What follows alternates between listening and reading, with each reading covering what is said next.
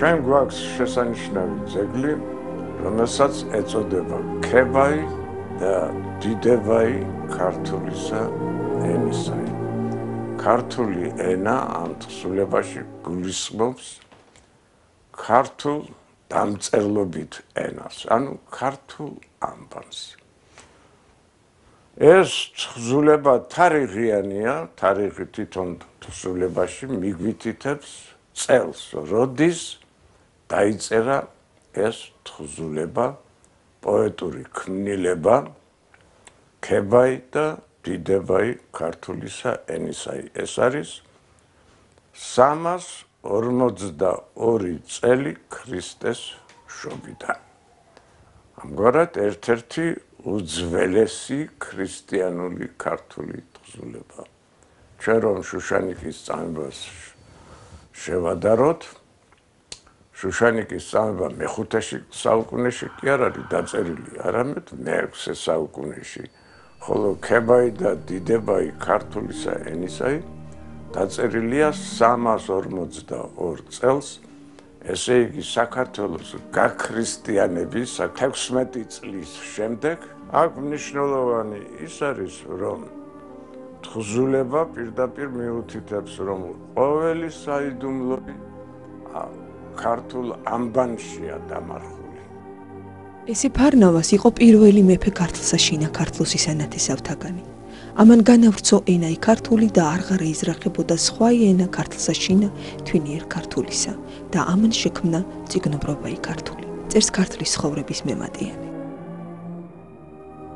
სულხან-საბა ორბელიანიც იგივეს ამბობს ქართულ ენას, ამბობს ენა ქართული შესრულებული და განვრცელებული და განრკვეული ფარნავას ქართველთა პირველისა მეფისა მიერ ბრძნისა და გონიერისა, რომელი იყო ძეთაგან ქართლოსიანთა წარმართი.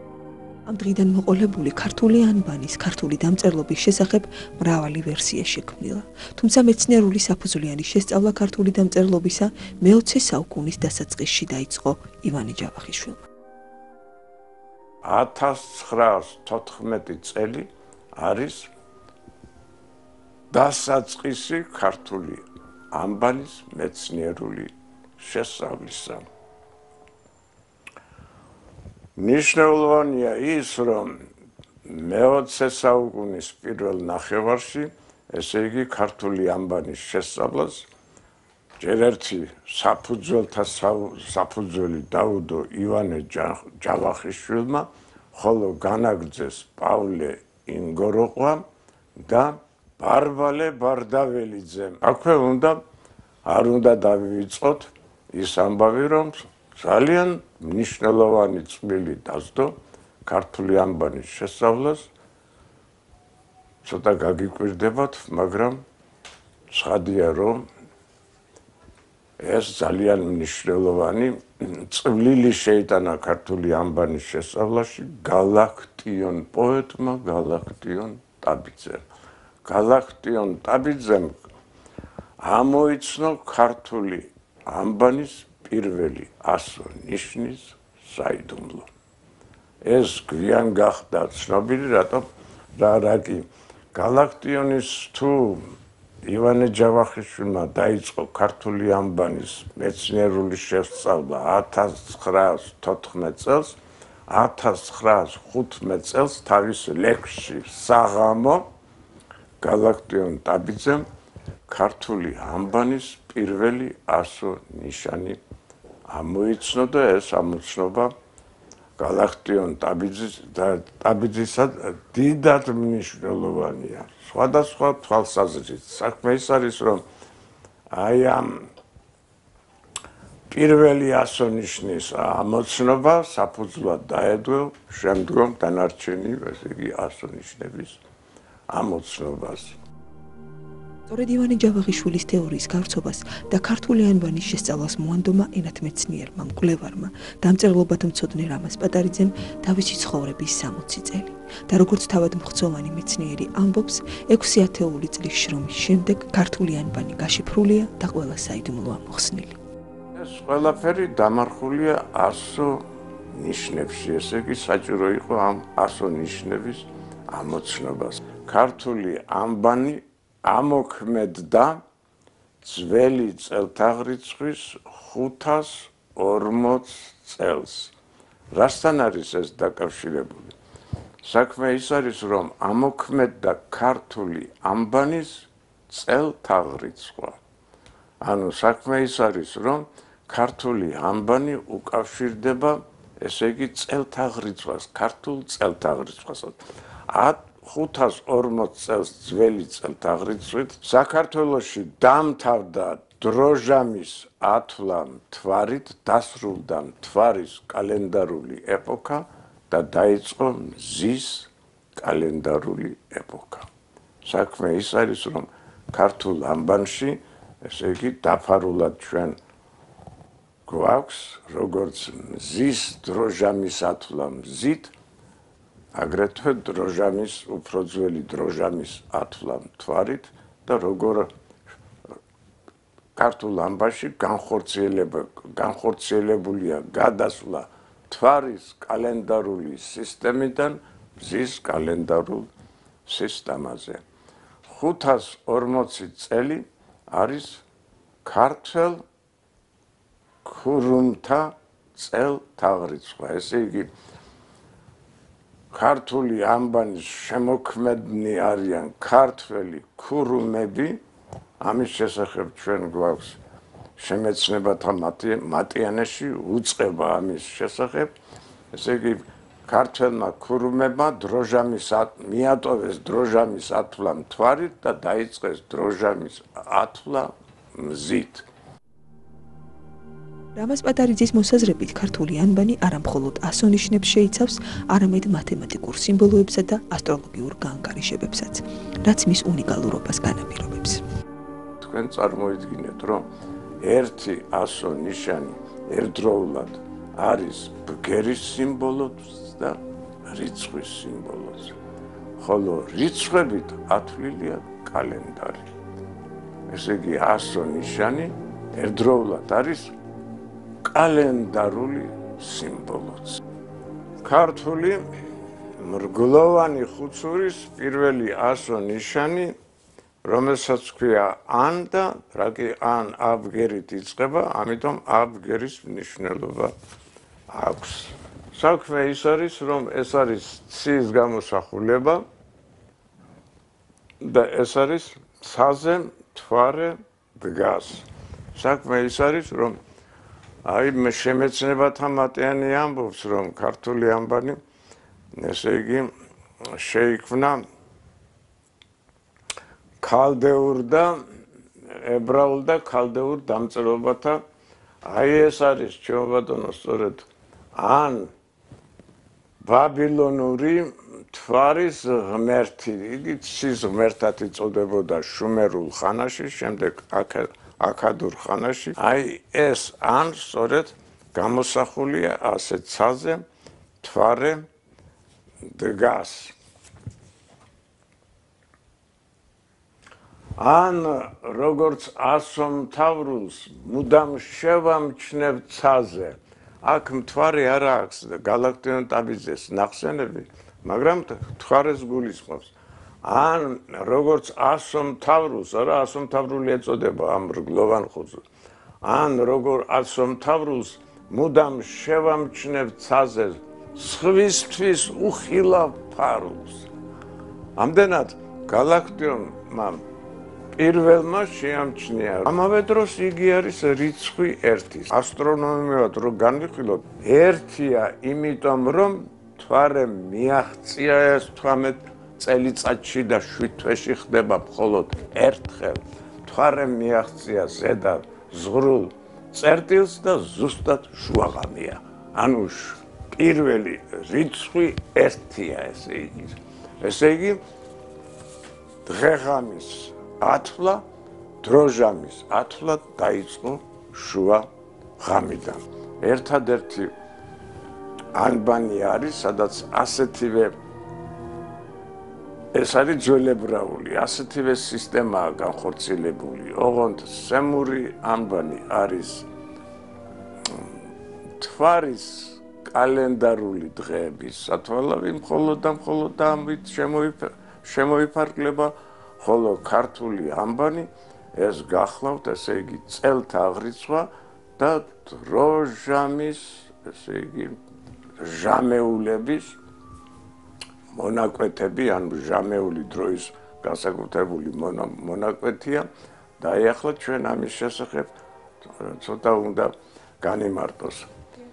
540 წელს დასრულდა მთვარის კალენდარული ეპოქა, დაიწყო მზის კალენდარული ეპოქა. დროჟამის ათვლა ქართული ანბანით იწყება გაზაფხულის დღეღამს სწორობის დღით და აი ქართულ ანბანში დადასტურებულია თარიღი დროჟამის დასაწყისისა, ანუ გაზაფხულის დღეღამს სწორობა, გაზაფხულის ბუნიობა 25 ახლა რო გადავიტანოთ იმაზე რომაულ იმაზე თვეების იმაზე 25 მარტი ამდენად 540 წლის 25 მარტი გაზაფხულის ბუნიობა არის ქართული წელიწადის დასაწყისი. ქართული წელიწადით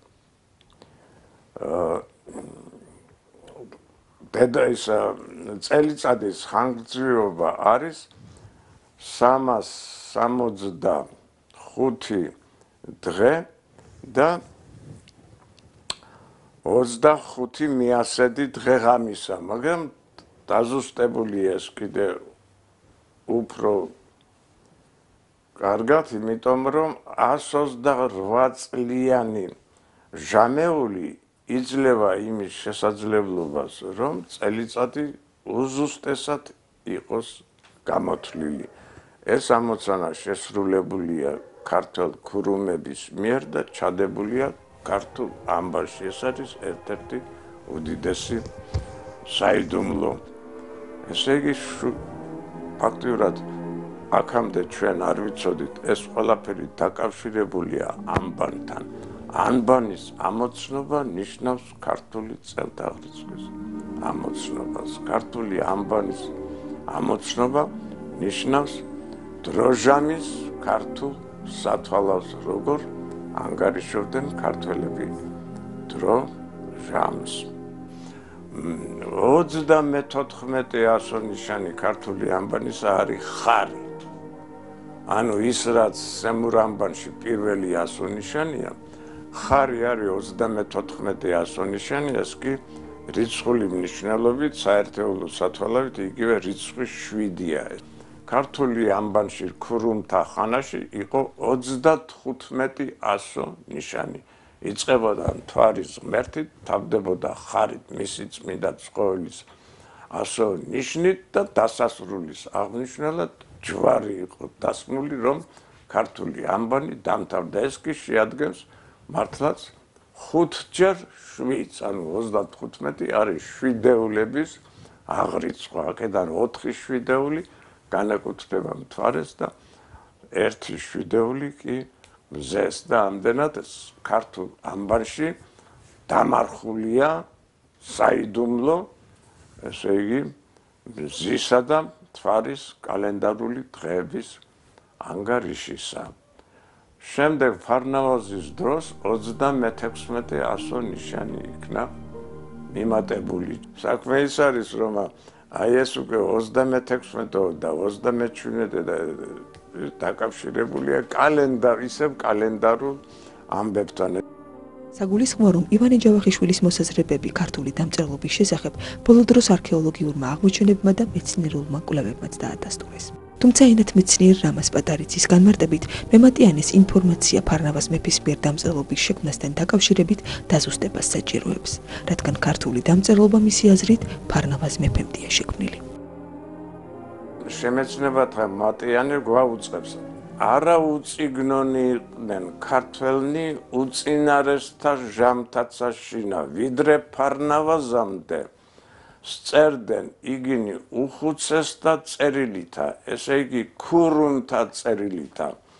იგინი იყვნენ კერპთა მღვდელნი და მემსხვერპლენი ერისანი ღმერთთა მიმართ და წერილი მათი არს წერილი ესე ხუცური ჩვენი და წერილნი ხუცესნი პირველსა ჟამსა ქმნილავს წერილისაგან ებრაულისა და ქალდეურისა.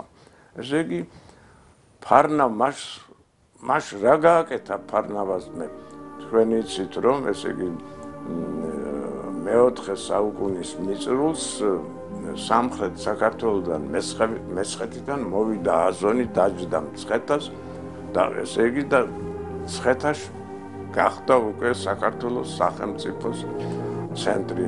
შემდეგ ეს აზონი ესე იგი ფარნავაზმა ქართლოსიანმა დაამხო იგი და ესე იგი თავად გამეფდა ფარნავაზის გამეფება ვიცით ფარნავაზი გამეფდა 302 წელს ფარნავაზ მეფემ შემოიღო მესხური ჰაემეტური კილოკარის ნაცვლად ქართლის ხანმეტური კილო ეს მოხდა ფარნავაზის მიერ ქართული დამწერლობის შემოღება ქურუმთა დამწერლობის შემოღება მოხდა ძველი წელთაღრიცხვის 284 წელს. რაც შეეხება ქართულ ქრისტიანულ წელთაღრიცხვას, იგი შექმნილია ახალი წელთაღრიცხვის 300 წელს.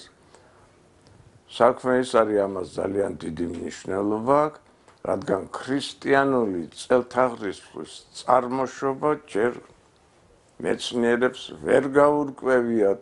ეხლა ირკვევა რომ ქრისტიანული წელთაღრიცხვა ფაქტიურად შექმნილია ისევ ქართულ ქურუმთა მიერ და აი ამ ესე იგი ამგვარად ქართული წელთაღრიცხვის 3 ეტაპი გვაქვს ესე იგი ქურუმთა ქართული წელთაღრიცხვა 540 წლიდან ფარნავაზ მეფის წელთაღრიცხვა 284 წლიდან ძველი წელთაღრიცხვისა და ქართული ქრისტიანული წელთაღრიცხვა 300 წლიდან უკვე ახალი წელთაღრიცხვით. ამას პატარიძეს ასეთივე საინტერესო კვლევები აქვს უნიკალურ პოემა ვეფხისტყაოსთან დაკავშირებით, რომელსაც ჩვენ მალეში მოგთავაზებთ.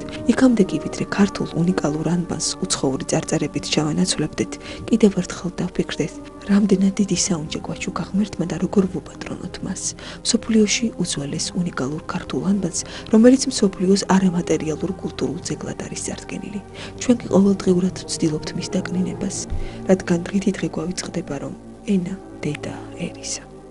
ქართული ანბანი არის დამწერლობა, მათემატიკა, ასტრონომია, კალენდარი, ეს არის საოცრება. ყოველი საიდუმლოი ამას ენასა შინა დამარხულავს, ეს არის ქართული ანბანი.